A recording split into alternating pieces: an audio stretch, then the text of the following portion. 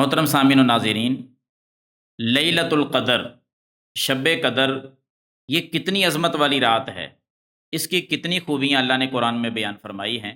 سورۃ القدر جو ہے نا، اس میں 6 خوبیاں اللہ تعالیٰ نے بیان فرمائی ہیں لیلۃ القدر کی۔ یہ جو طاق راتوں میں سے ایک رات ہے نا، 21ویں، 23ویں، 25ویں، 27ویں اور 29ویں رات ماہ رمضان کی، یہ ان میں سے ایک لیلۃ القدر ہے۔ اس کی اگر عبادت بندے کو نصیب ہو جائے تو یہ ایک رات کتنی قیمتی رات ہے۔ 6 خوبیاں ذرا نوٹ فرمائیں۔ پہلی خوبی یہ ہے کہ یہ نزول قرآن کی رات ہے۔ انا انزلناہ فی لیلۃ القدر، قرآن کے نازل ہونے والی یہ رات ہے۔ دوسری خوبی اس کی یہ ہے، جو اللہ تعالیٰ نے اسی صورت میں بیان فرمائی ہے، کہ سال بھر میں ہونے والے محکم فیصلے اور محکم کام جو ہیں وہ اللہ تعالیٰ اسی رات میں فیصلے کرتے ہیں، یعنی لوح محفوظ سے نقل کر کے فرشتوں کے حوالے اللہ تعالیٰ فرما دیتا ہے، جو سارا سال اس کو سر انجام دیتے رہتے ہیں، اور وہ اسی رات کو سارا کچھ ہوتا ہے۔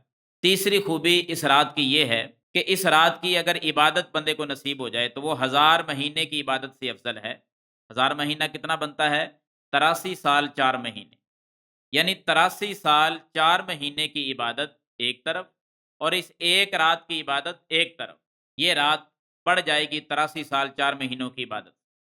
چوتھی خوبی اس رات کی یہ ہے کہ اس رات اللہ رب العالمین فرشتوں کو زمین پہ نازل فرما دیتا ہے۔ کثیر تعداد میں فرشتے اتر آتے ہیں، زمین پر فرشتے ہی فرشتے ہوتے ہیں، اس رات کی اتنی عظمت ہے۔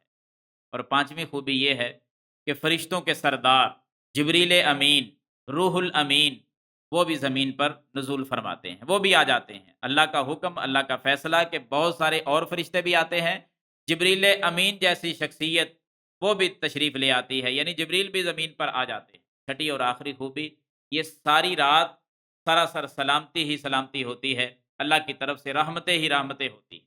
تو اس رات کی عبادت کریں، جاگیں، اللہ کے سامنے گڑ گڑائیں، دعائیں مانگیں، اذکار کریں، مختلف عبادتوں میں رہ کر یہ راتیں گزاریں۔ ایک رات نصیب ہو جائے گی، 83 سال 4 مہینوں کی عبادت سے افضل رات ہے۔ بہت کچھ نصیب ہو سکتا ہے اگر یہ ایک رات نصیب ہو جائے۔